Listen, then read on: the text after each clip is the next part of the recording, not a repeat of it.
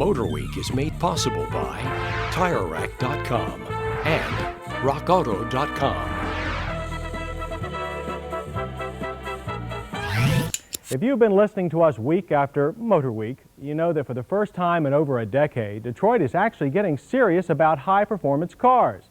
Of course, today's muscle car is a lot more efficient and practical than its ancestor.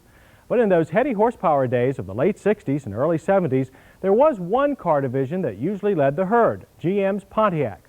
This week, we look at Pontiac's latest stride in putting fun and performance back on the American road.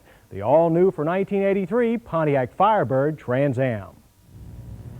In today's world of commonality among car models made by one company, it was no surprise to find that the Pontiac Firebird Trans Am has more than a few components identical to the Chevy Camaro Z28.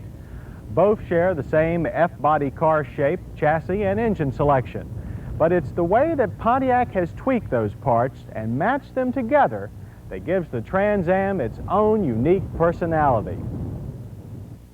The key word we'll use to describe the Trans Am is smooth.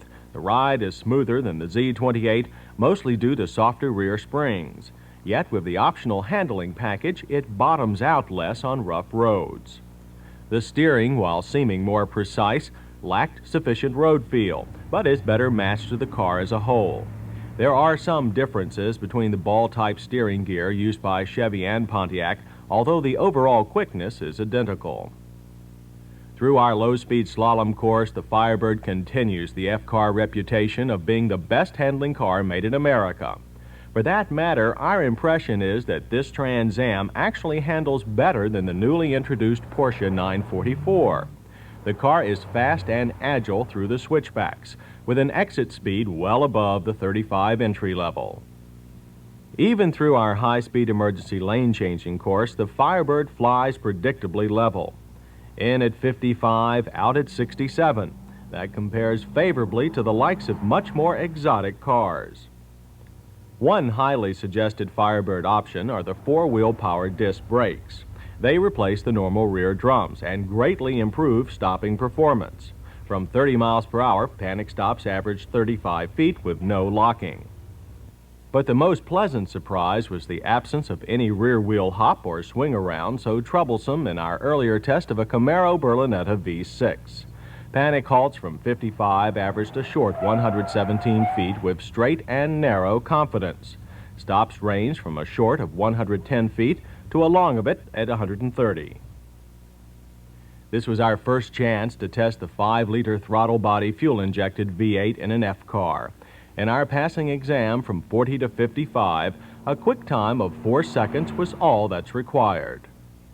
Great full-range performance was exhibited in all our acceleration tests.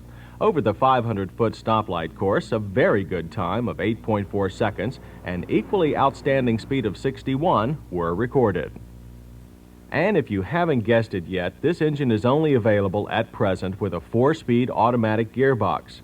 Regardless, over the standing quarter mile, a time of 17.1 seconds and an ending speed of 83 is only slightly slower than what we found in a comparably equipped Chevrolet Corvette last spring.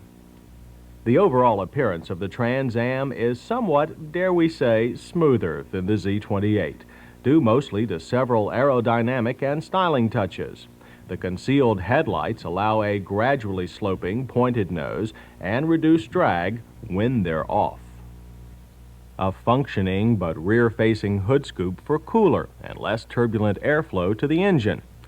And slick-looking flush wheel covers. Unfortunately, their attachments are not so, and you constantly have to check for looseness. As proof, our car came with only 3. On the interior, a slightly more practical, yet still not perfect approach was preferred by Pontiac. Seating is the same, with great support. Gauges are larger, simpler, but more spread out than on the Z28. Glare was a problem on the flat lens glass. On the other hand, the clock is housed with the radio instead of on the console, where it was invisible on the Camaro. And although there is still no real glove box on the wide dash, Pontiac does offer a map-size Velcro pouch, barely better than nothing.